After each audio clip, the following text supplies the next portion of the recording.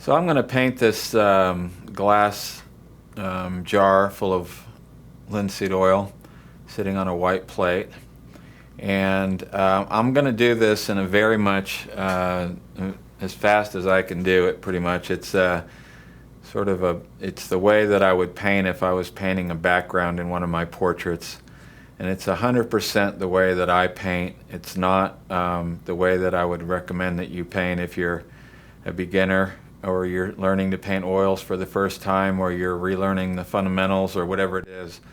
I've got some great methods that I talk about in some of my other videos, and you can find those at drawmixpaint.com. But this video is really me just going for it and just knocking it out. I didn't do any pre-color mixing.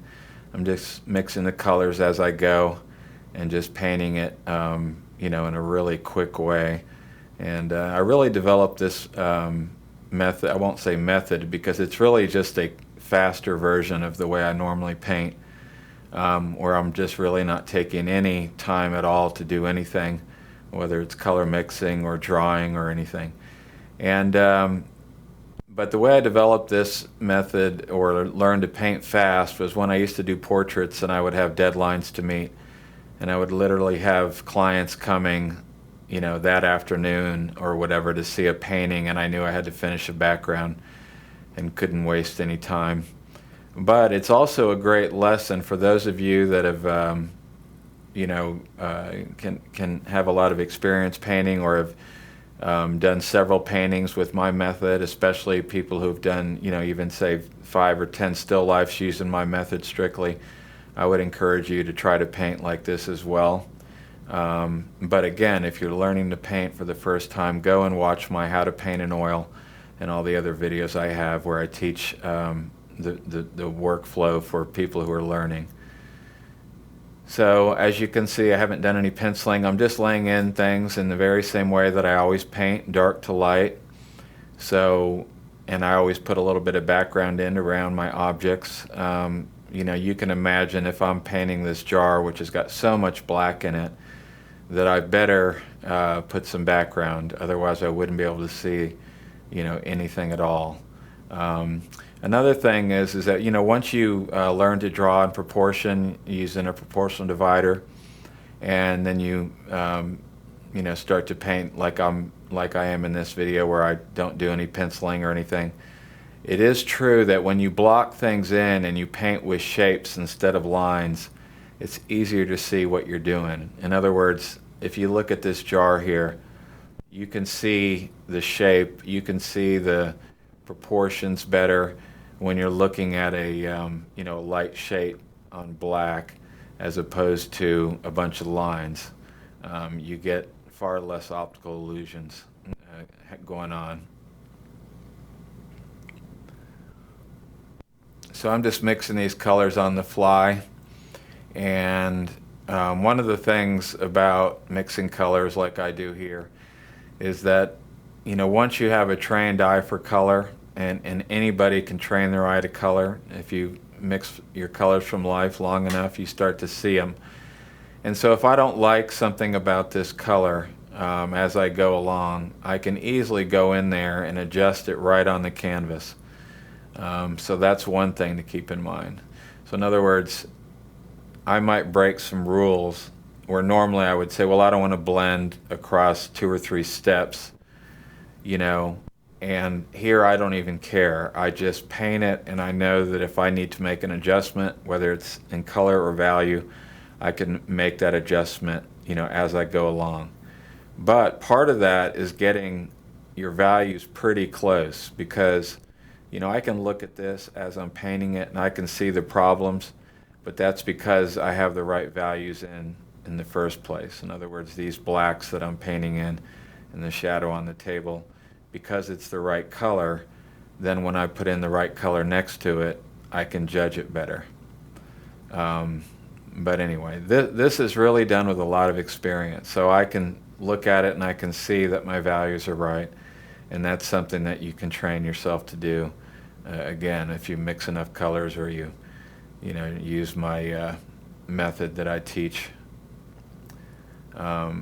for mixing colors from life and everything. It's one of the things that I say about color charts, for example, is that the very best color charts you can mix are mixing colors from life, because no matter what you're looking at, every scene is different. There's always a different flavor to the color, a different way that it shifts and everything else. And the more you mix colors from life, the more you start to see that.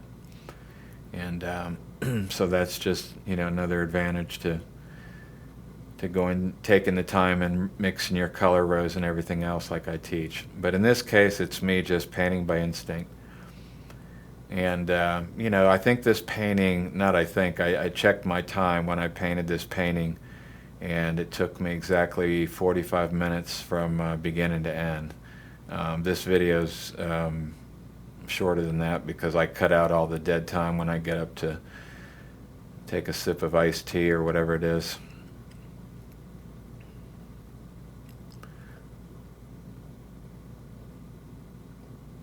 So I'm looking at that color on my palette, and it's all instinct. I'm just mixing it to the color that feels good to me. And there's no way you can do that without experience. That comes from years of mixing colors from life, of sitting with clients and mixing flesh tones. When you first start to mix colors from life with a color checker, or even off of a good photograph, when you first start to do that, you're really surprised. You're really amazed at what color is.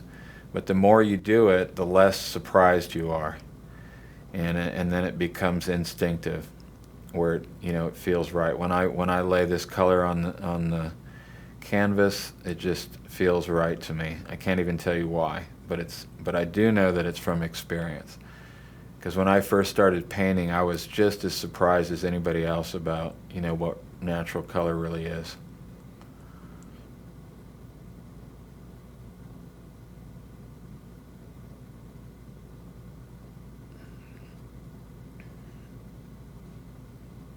So I could have kept working on the bottle, but I decided I wanted to get rid of some of this canvas.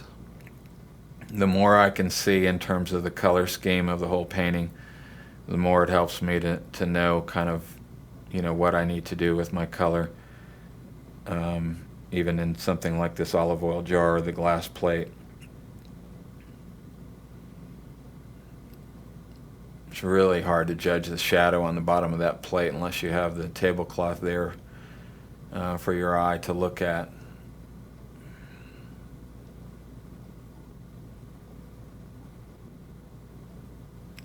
I use burn umber a lot in place of red, and it's a good habit to get into. Not only will it save you money because the burn umber pigment's quite a bit less expensive, but the real reason I do it is because I like the way the burn umber blends into other colors, and the red is a little more potent than I like. That's nice when I'm mixing intense reds, but it's not nice when I'm trying to mix a shadow color or whatever.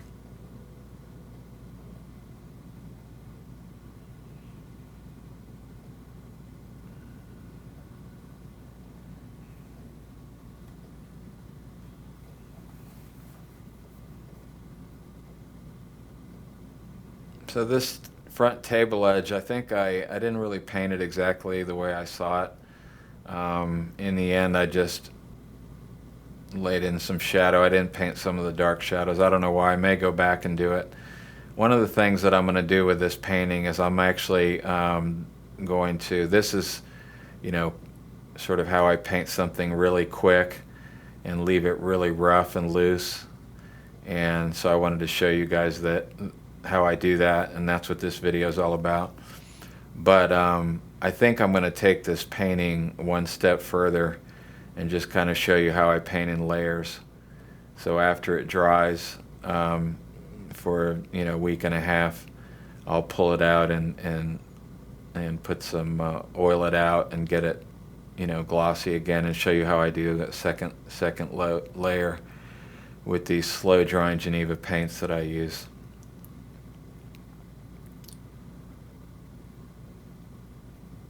I love working wet and wet. In fact, if I was going to finish this painting, I mean finish it and like say paint it photoreal, I would go through this exact same process. This is if I was painting it for myself, not doing the you know, not when I'm teaching you, but if I'm painting a portrait or whatever, I would paint it just like this if it was something sitting in a background or whatever.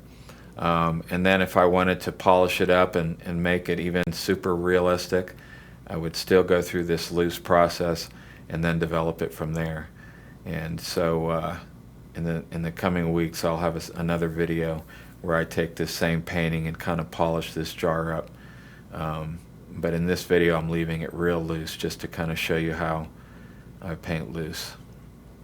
And also to show you, I think this is the first video I've ever done where I really don't even think at all about teaching. I'm really just trying to show you this is how I paint when I paint for myself, you know, when I'm painting a background in a portrait or whatever it is. This is how I would paint a you know, glass jar sitting on a shelf behind somebody or whatever it is. If you go look at John Singer Sargent's backgrounds, you know, and you look at a little porcelain vase sitting on a shelf or whatever it is, you can't believe how loose he'll paint something like that. I mean, he'll paint it lopsided and deformed, and you don't even notice it because you don't think about it. But anyway, so I'm painting this exactly the way I paint. And I don't want to keep repeating this, but if you want to learn to paint, I would recommend you take my How to Paint in Oil video or any of my other videos at drawmixpaint.com and you know, learn the method that way. But if you've been painting for, you know, many years, or you've done you know, especially if you've done my method before and you've learned to mix colors and gone through all that, then I would definitely recommend you trying to paint like this. And that is, go for it. And it's going to be your own way. You know, everybody has their own way to, you know, I have a certain level of experience, you know, a certain instinct that I've developed, and you have to, you know, do it according to your own instinct.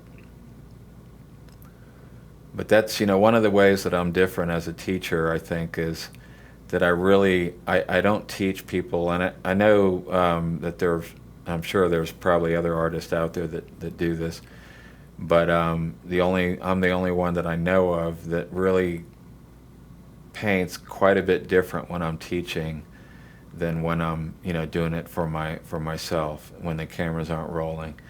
And that's because it doesn't do me any good to sit here and paint like this all the time. If you're learning to mix colors and you're learning about, you know, how to draw in proportion and even how to paint and lay the color down, there's a right way to do it as a student for the first time so that you don't get ahead of yourself, so to speak. You know, it's like if you're learning to play the piano, you don't just sit down and play a complicated piece or, you know, expect to perform or to go about it in the same way as somebody has years of experience.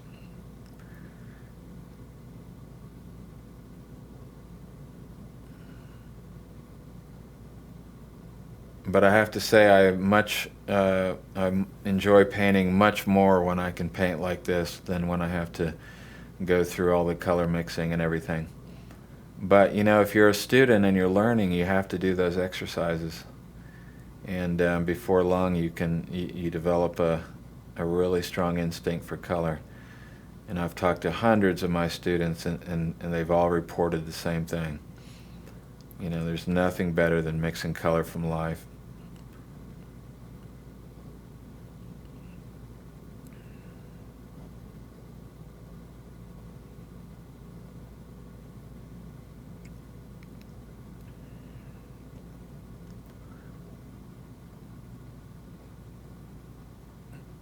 You know, the only reason the glow works in the oil is because it's all those dark values are already painted in.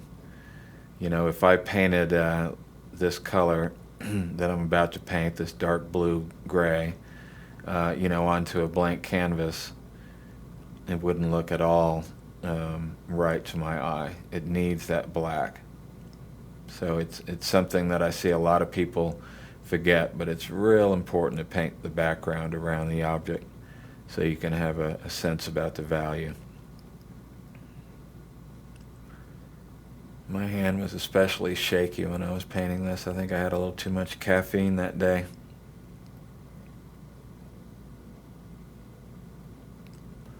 So as I paint the shine in here on this cap, one of the things that I do is, something like any kind of highlight like this or a little shine or whatever, is I'm going to paint it with a much darker color first. So I'm not even getting close to that shine. I'm really painting it with the undertone. I say undertone, but it's the actual color that's in there as this metal goes into shadow. And I'm just going to go ahead and paint the whole thing. And that's because I'm going to come back in on top of it and lay in the much lighter colors. And I'll do that in one or two steps. Even now I'm not going to come in with white. I'm going to paint in a lighter color like I'm doing with this oil. And then when I get to the end, that's when the very last thing I'll do is put in the real shines, the real lighter colors. I really try to hold off on that.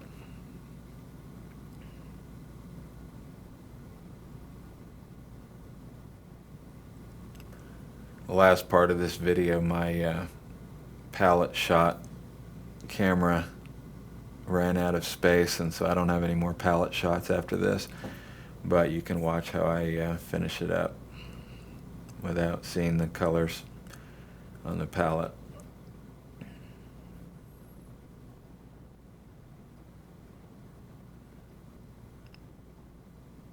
So it was real important to paint those first colors in before I went in and put that highlight in. That's something I see people do a lot. You really should hold off on those lighter colors. I say that, and now here I go with the light color of the plate.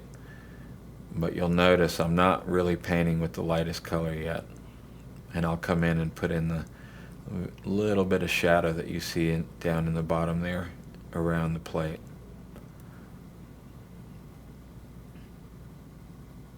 Another thing that I see my students do a lot that's a big mistake is to exaggerate things. So you'll notice when I paint this plate, there's a very, very subtle shadow down in the bottom, down by the jar, that comes out, and there's a very, very, very subtle white line that defines the edge of the plate on the front edge. And you'll notice that when I'm done, it's just almost not noticeable, that shadow or that line. And it has to be just as subtle in my painting as it is in real life. Because that's what the mistake that people make is they'll see a shadow or they'll see a line, and boy, they paint that line. So that very subtle line that's in the plate in the back by the shadow, they'll make it real strong. And it's not even important to even define it well. It's just but the subtlety has to be there. So you can see just how subtle the shadow is that I've just painted in on the plate. And so don't, your eye can see everything. And so don't go and start painting every detail that you see.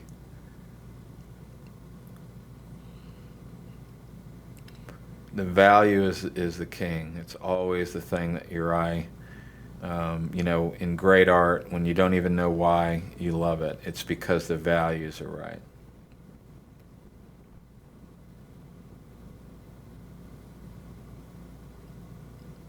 If you look at how I painted that jar, and especially when it's finished, you'll notice just how loose it is and just how ugly it is. If you were sitting there, up close painting this thing, you would also, have a hard time believing that it's going to work out, because it really, when you're looking at it life size right in front of your face, it looks just like a big mess. So, okay, now I'm putting in the shine, but you'll notice even now that I'm not painting it in with white. This is a medium gray. It might look like a light color, but that's only because it's sitting on black. But it's far from the shine. And then once I get some of that gray in, the very last thing that I'll do is put in the very lightest highlights.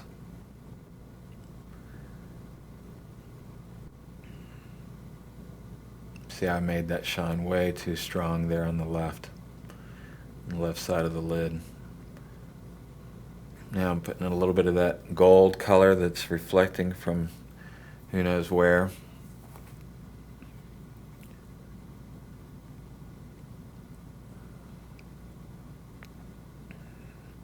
Now there's some light. But even now it's not white. I'm just trying to give myself something to look at.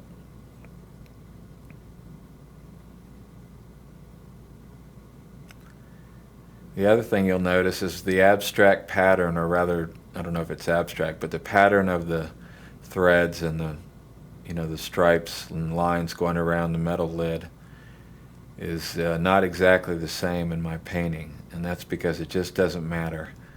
If I just put something in there that has the same nature, then from a distance nobody will think anything of it. So it's not as if I went in there and verbatim tried to paint everything.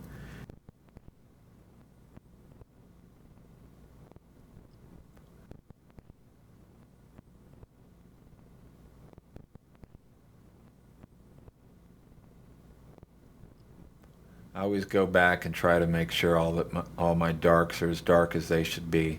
In the process of painting all these lighter colors and the midtones, I want to make sure that I don't pollute my blacks. You always want to go and put it back in your crispy blacks.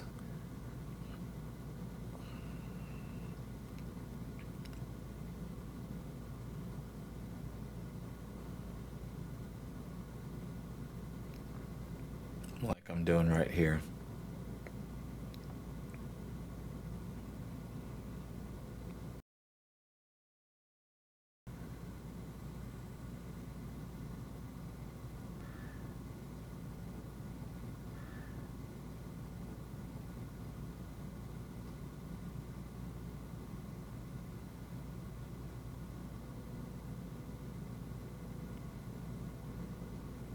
So what I'll do is I'll finish this painting. I'm going to let it dry after I finish it, or after I, put in this last little bit that I'm painting now. I'm going to let it dry for a week and a half, and I'm going to come back and give it a little more work. I've got to oil it out because it'll grow a little flat and matte as I paint it, or rather as it dries. And so I'll show you guys how I oil it out and put on a second layer and finish this thing up. I could have finished it wet and just got ahead and made it, super realistic or whatever. But I can also come back and do it in a second layer, and there's advantages to each. Personally, I probably would have just finished it, but I'll show you how I do it in a second layer once this layer is dried. And that'll be wet on dry.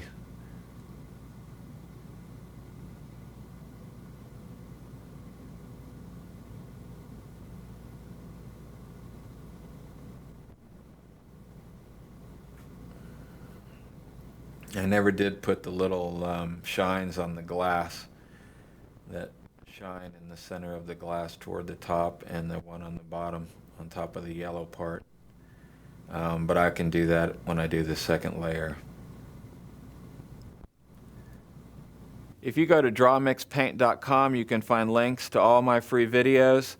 If you go to genevafineart.com, you can find out all about the paint that I use to paint with, that I manufacture myself right here in Austin, Texas. And thank you so much for watching.